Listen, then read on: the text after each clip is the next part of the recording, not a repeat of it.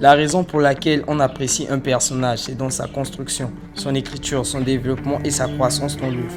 C'est dans ce sens que l'on retrouve le protagoniste, cœur de l'histoire, personnage principal, sur qui l'histoire est centrée. Et son némésis, ne partageons pas souvent les mêmes valeurs que ce dernier, et ont des idéologies contraires à celles du héros.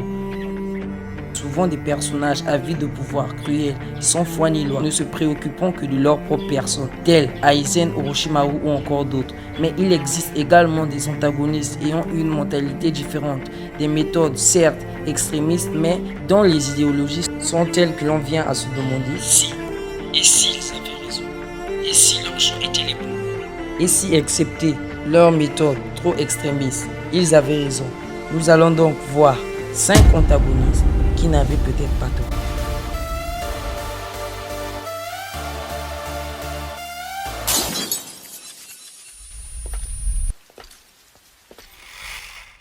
Charlotte Katakuri. Pour Katakuri, le constat diffère. Contrairement aux autres antagonistes de One Piece, Katakuri n'avait aucun conflit avec Luffy. Ce dernier voulait juste protéger sa famille des ennemis, tout l'opposé d'un Doflamingo ou d'un crocodile, qui voulait asservir un pays pour leur propre parti, ou encore Teach, qui veut asservir le monde pour son propre plaisir personnel, tout le contraire de Katakuri. Cible de moquerie dès son plus jeune âge, cause de sa bouche difforme. Il était un garçon souriant, aimant les donuts. Il s'en foutait du regard des autres. C'est quand sa sœur sera défigurée qu'il montrera sa face cachée. Et il a promis à sa sœur qu'il sera toujours là pour elle. Il ne voulait plus revivre cette scène. C'était un grand frère comme les autres qui était là pour sa famille, même si sa famille était en tort. Si nous nous mettons à sa place, il a juste défendu sa famille contre certains pirates au chapeau de paille. Voilà pourquoi il était là debout face à Luffy. Il était là pour protéger sa famille. Nous donnons un constat physiologique. Katakuri contre Luffy. Tsukasa Shishio. Tsukasa fait également partie de ces personnages déçus par la société. Cette société pervertie, en tout cas dans sa perception. Il a toujours voulu purifier le monde et il eut l'occasion de le faire par le biais de la pétrification. Un phénomène ayant touché le monde, ne laissant que des statues de pierre. C'est ainsi que 3700 ans plus tard, une fois dépétrifié, il voulait réaliser ses idéaux en sauvant, puis en dépétrifiant les bons et détruire les statues des mauvaises personnes. Ces mêmes personnes l'ayant empêché jadis de ramasser des coquillages pour sa sœur malade. Sa vision était certes extrémiste. Il voulait tuer des personnes qui, dans sa philosophie, nuisaient au monde. Il voulait créer un monde nouveau, sans progrès technologique, mais également sans guerre, sans famine, sans souffrance. Et pour cela, il avait décidé de se salir les mains. Pour que le monde voie le jour, un monde pur où les enfants pourront grandir en paix, un monde où il n'y aura pas de système social discriminatoire. Tel était son souhait.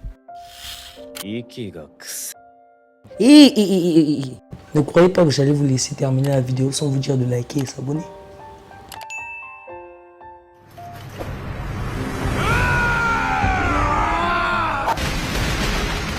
Uchiwa Madara. Madara était un enfant qui avait connu continuellement la guerre. Ayant perdu plusieurs de ses frères, il se promit alors de créer un monde de paix. Et après plusieurs batailles, notamment contre Hashirama, il eut la chance de créer ce monde qu'il désirait tant. Mais à cause d'une jalousie mal placée et d'une trahison, le cycle de haine continua. D'amis fidèles à ennemis détestables, car l'amour engendre la souffrance engendre la colère et la colère engendre la haine. Une fois rejeté par les siens, il se tira en silence.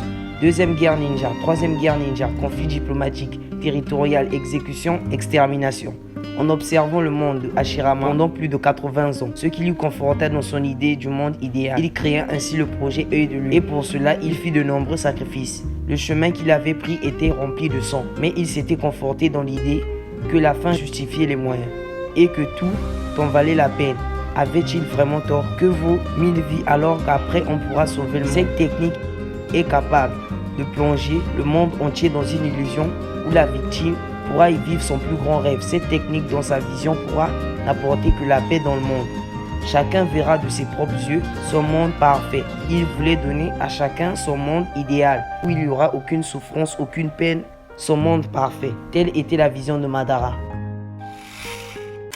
Sig Yeager, le fils prodigue de son vrai nom, Sig Yeager, fils de Grisha, descendant des Frix, donc étant de sang royal, en doctrine dès son plus jeune âge par son père sur le fait de sauver Eldia. et de se venger des malades. À cet âge-là déjà, conscient de ses actes et des actes des autres, il dénonça ses parents puis fut recueilli par ses grands-parents. Il voulait une admiration sans borne à son mentor, son père spirituel, un certain Tong Xavier, de qui il hérita de son titan bestial, mais également de ses idéaux, de sa conception de la vie. Voilà pourquoi, face au conflit Eldia contre Mar, il lui a élaboré le plan d'éradication douce qui consiste par le biais de l'originel à stériliser tous les Eldiens, ainsi à les faire disparaître en silence. Ce plan aurait non seulement permis l'éradication des titans du monde, mais également évité une guerre plus ou moins mondiale. Contrairement à son frère, il a choisi le bon sens plutôt que l'absurde. Il préfère sacrifier ses semblables pour sauver le monde, plutôt de l'inverse. Au final, et si l'on y réfléchit bien, le choix de la lucidité et de la raison était celui de si on sacrifie une partie de la population pour sauver le monde. Je sais, d'autres me diront que, étant une œuvre manichéenne dans SNK, il n'y a pas de bien ni de mal, et que d'un autre côté aussi il n'y avait pas de bon choix pour ce conflit, mais j'ai préféré prendre le choix de la raison. Voilà pourquoi Sig figure dans cette vidéo.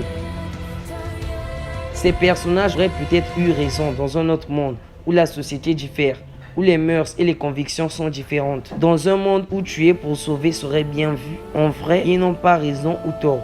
Juste qu'ils ont fait un choix et ce choix est interprété par certains comme bien et par d'autres comme mal, selon les convictions de chacun.